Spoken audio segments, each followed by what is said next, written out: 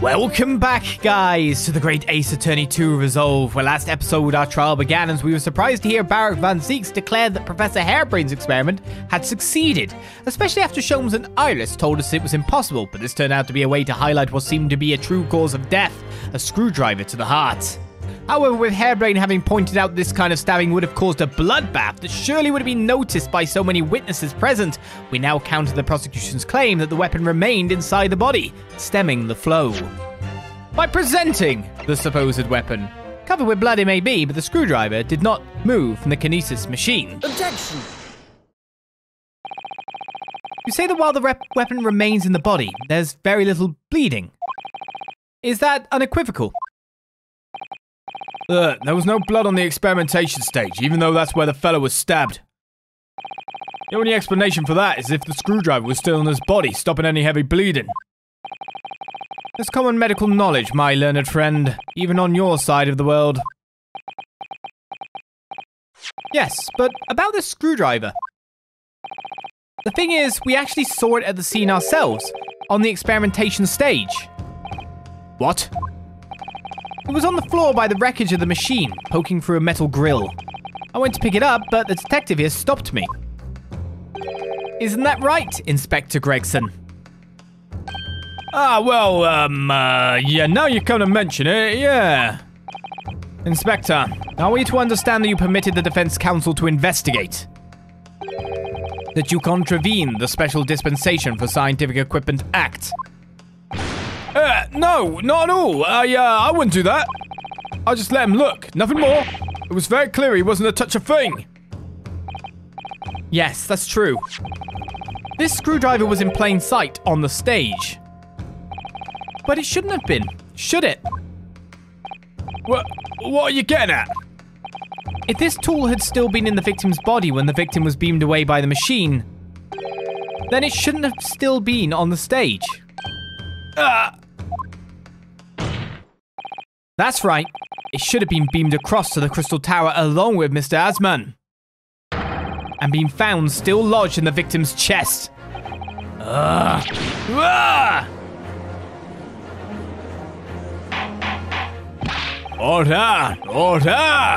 How do you explain this, Inspector? I don't, Looks as though everything that the victim had on his person moved with him when he was beamed.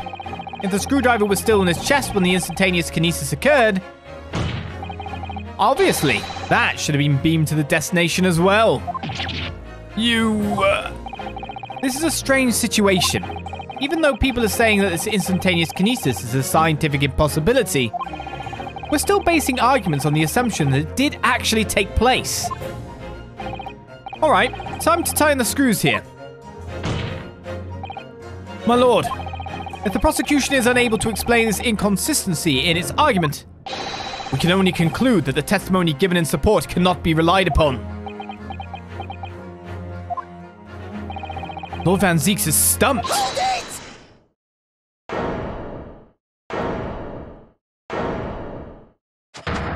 Oh god, are you worried that this might prove you wrong, or something? Do you have something to say, witness? Yes, I knew it. It bears out. The equations hold. Mr. Naruhodo, don't worry! About what? Without delving into the details, there is no inconsistency. What? Even if Andrew had been lodged in Mr. Asman's chest, my trustworthy tool wouldn't have moved. Andrew remaining on the stage is consistent with my calculations. Whoa. What?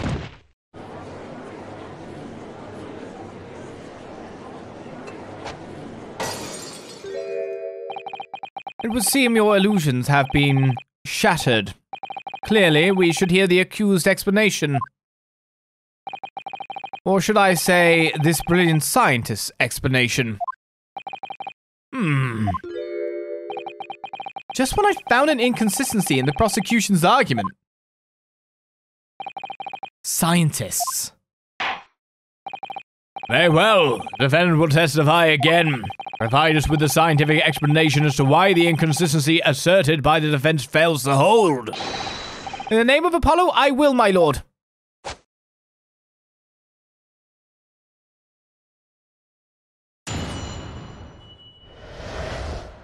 The inconsistency explained. Sure. To be clear, I'm still at the stage of gathering data in my research. My hypothesis states the kinesis cannot transport metal, though. Hence, the metal weapon would have stayed put. In other words, the point just raised by Mr. Naruhodo isn't an inconsistency at all. Mr. Asman was the patron of my research. Without him, my work wouldn't have been possible. Now I have a duty to protect the incredible machine that we built together.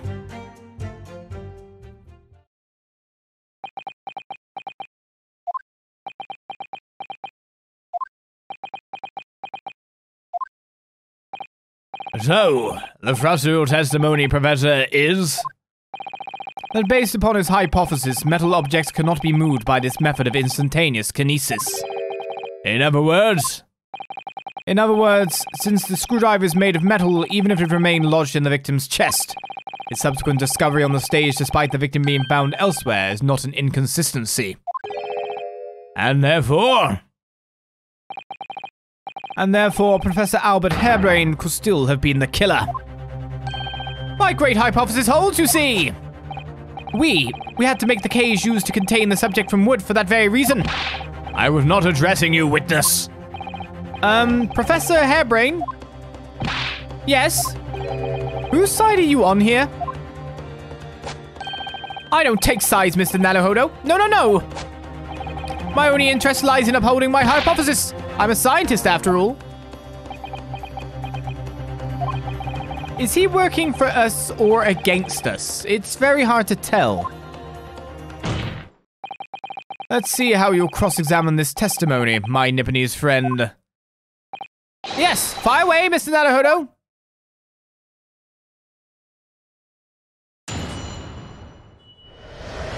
You're bonkers, but I wouldn't expect that from anyone else.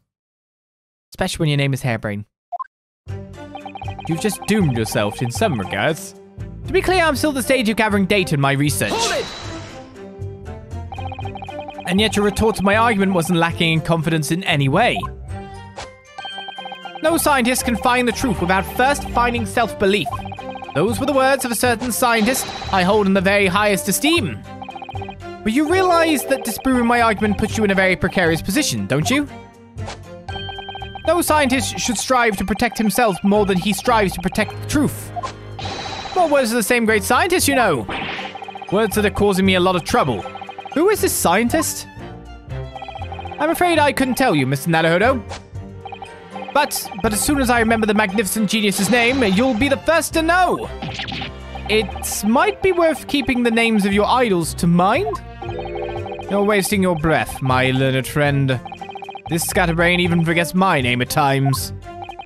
So Lord Van Zeeks really did have a friend once, but I didn't notice hell freezing over. My hypothesis states the kinesis cannot transport metal, though. Hence, the metal weapon would have stayed put. Well, I see an obvious problem with this in the first place. Hold it! Your hypothesis states it, so this isn't proven, then. No, of course not. It's merely a hypothesis, but a good one, based upon thousands of calculations. But it is widely known that metals can't be decomposed by electrolysis. Yes, of course, so I am right. My hypothesis is clearly correct. What is it about incriminating himself that makes this man so happy? It's the whole reason that the birdcage is made of wood, you see. Sorry, the birdcage. Yes, that's what I call the C. obtusa cage in which Mr. Asman was placed for the kinesis. Ah, the jail cell in which the victim was detained. It does indeed seem to be made of a timber of some sort. I'll thank you not to refer to it as an instrument of incarceration, your lordship. In short, any weapon lodged in the victim when he was beamed away by instantaneous kinesis would have been left behind on the stage if it was made of metal, correct? Yes, that's it. Yes.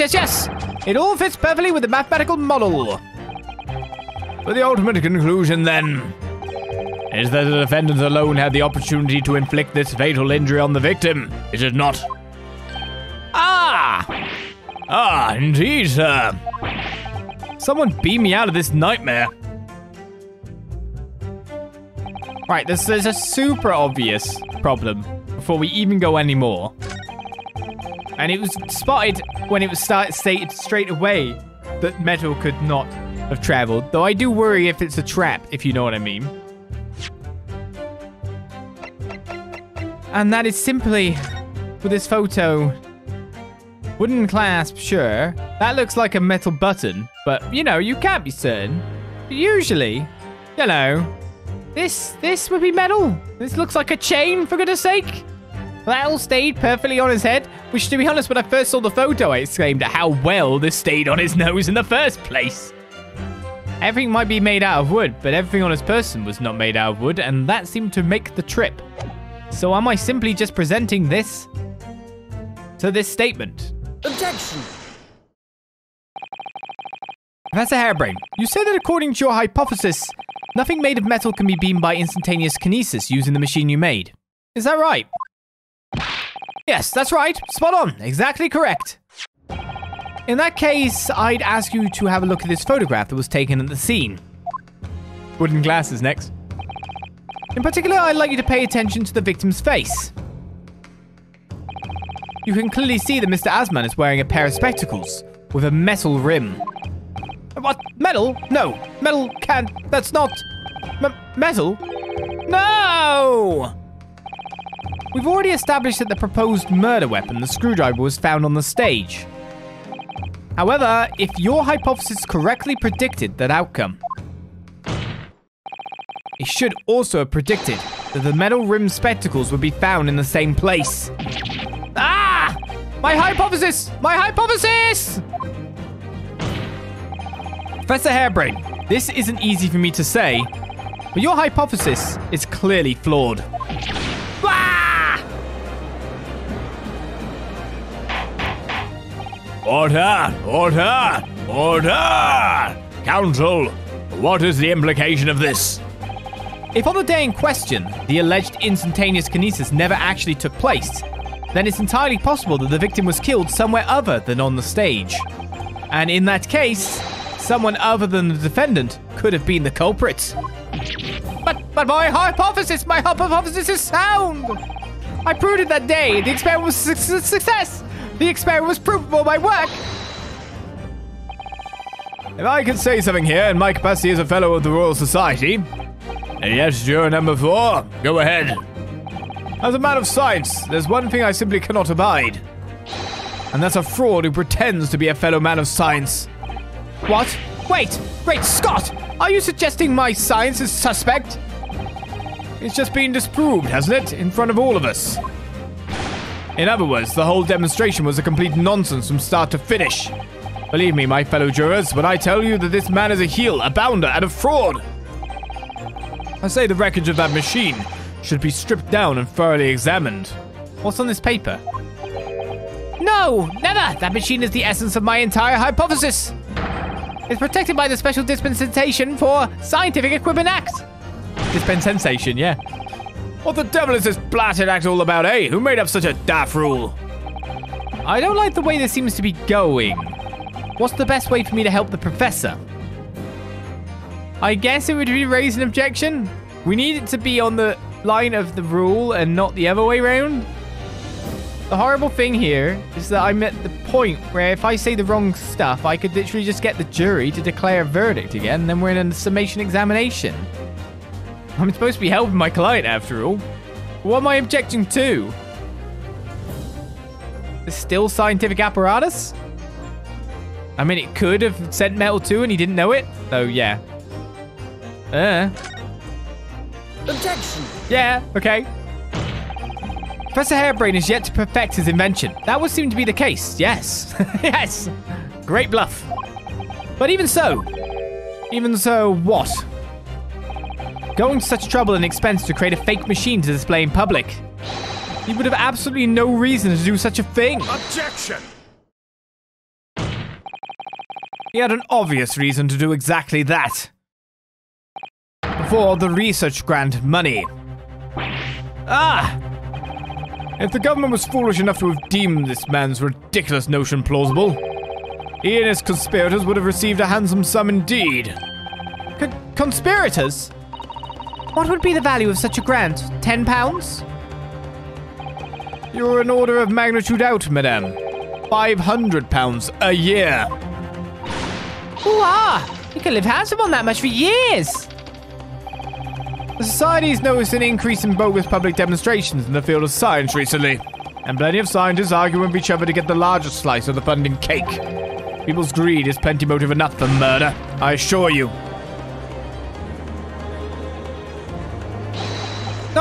No, I haven't deceived anyone, least of all the government. My hypothesis is sound, the science is sound, please, you must believe me. Objection! No matter how unbelievable this hypothesis may seem to you, ladies and gentlemen, the fact remains that the victim was transported instantly to the Crystal Tower. Which means that the experiment was a success. Ah, Barok. And therefore, the only person who could possibly have committed this murder is the accused. Ah, Barok. Where is this heading? I have no idea. My lord, if I may. Yes, Lord Van Zieks. The prosecution would like to summon new witnesses to the stand. And new witnesses? What will be the nature of their involvement? They were spectators of the demonstration at the exhibition, who were occupying special seats. Eyewitnesses? Very well. The court grants the prosecution's request. I should very much like to hear from eyewitnesses to the incident. The prosecution's stance is clear. This experiment was no postiche. The accused killed the financier victim there on this public stage before the very eyes of the spectators. Now, my learned friend. Oh, yes? It's time for you to make your own stance clear. There's clearly a flaw in the professor's hypothesis. I can definitely see that. But where does that leave me? We shall take a short recess now, during which time the prosecution will prepare new witnesses to take the stand. As you wish, my lord. Oh, good. In that case, court is adjourned for 20 minutes.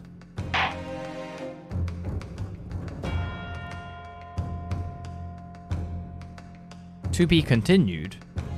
Right now, you know I'm not stopping right here. It's got to be at least 20 minutes. Everyone should have deduced that by now. And so on the 25th of October, our case continues a little later in the day in the defendant's antechamber, while we, of course, wait for those witnesses to come. Who will it be? Mr. Naruhodo! What on earth were you playing at just now? Or rather... what on earth were you playing at all along? My hypothesis, my amazing hypothesis! You've been picking holes in it from the start! Sorry about that.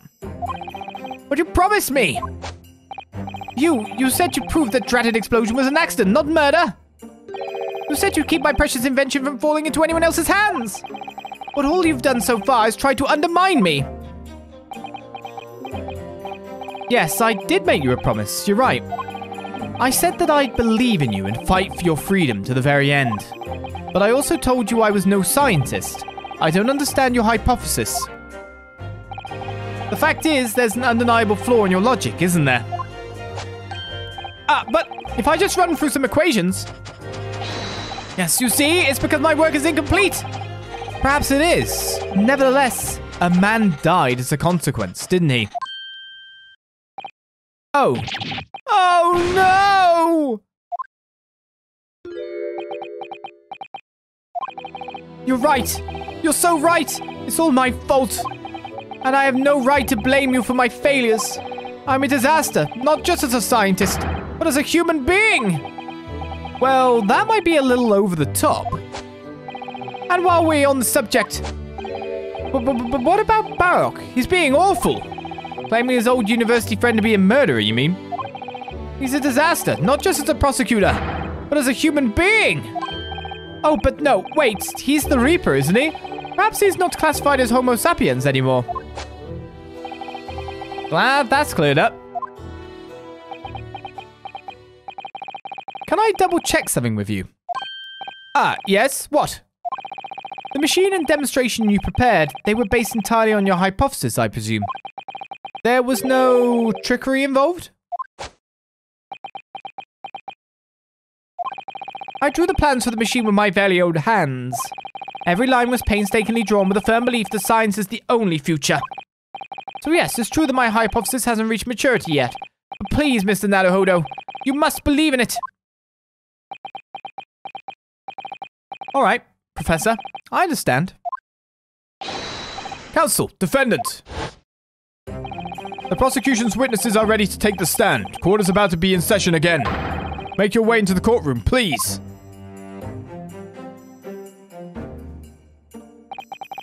It all hinges on that demonstration. If the professor's hypothesis is sound as he claims, it leaves him as the only person who could possibly have killed the victim.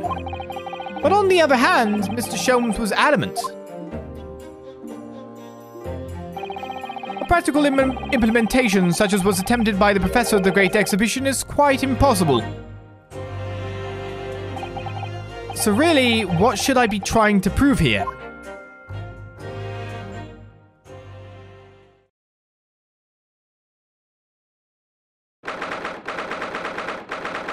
So on the 23rd of October at 11 AM, we returned to court.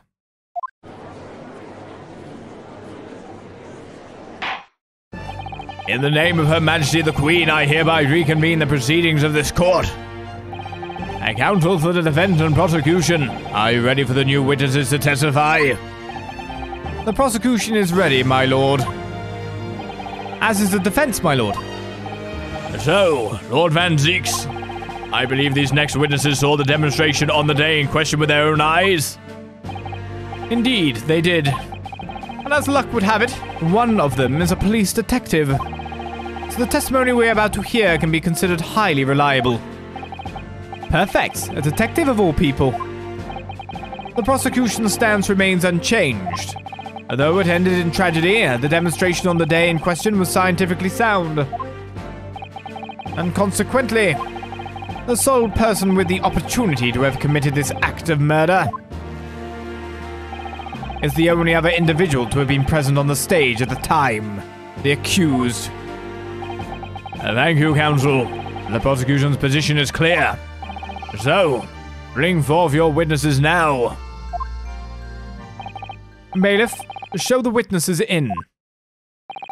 The witnesses whose proximity to the incident on the day in question will clarify the truth unequivocally.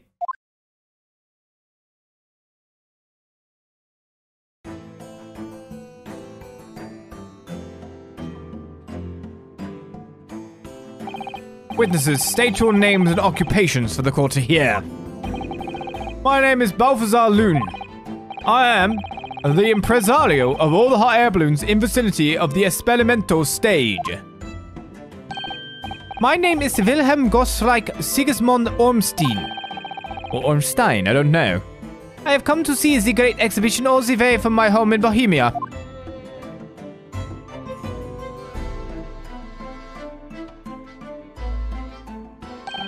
I'm very rich. Inspector Gina Lestrade, Scotland Yard. I'm a great detective. Even Erlock Sholmes agrees. I was on security duty at the exhibition and I got to go up in one of them balloons. It was amazing. Gina, again. But she did mention that she's seen the disaster from up in a balloon, actually, didn't she? And she clearly loved every minute of it.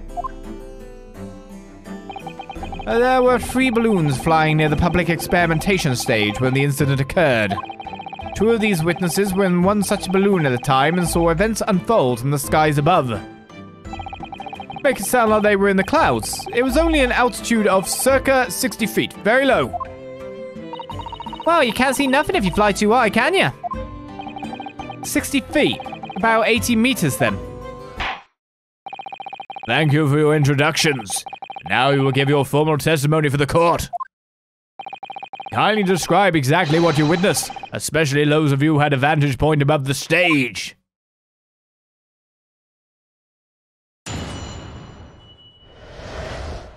The view from 60 feet up.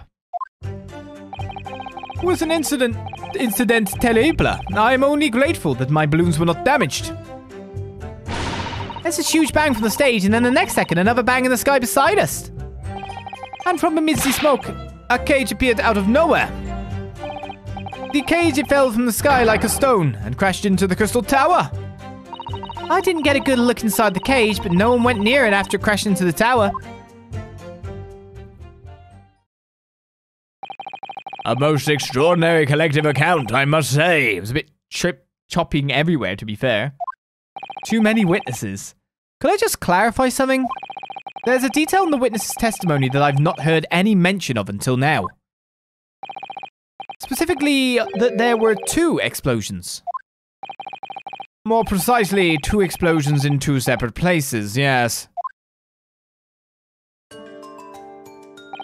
When the demonstration began, the balloon carrying the 2 witnesses was around here.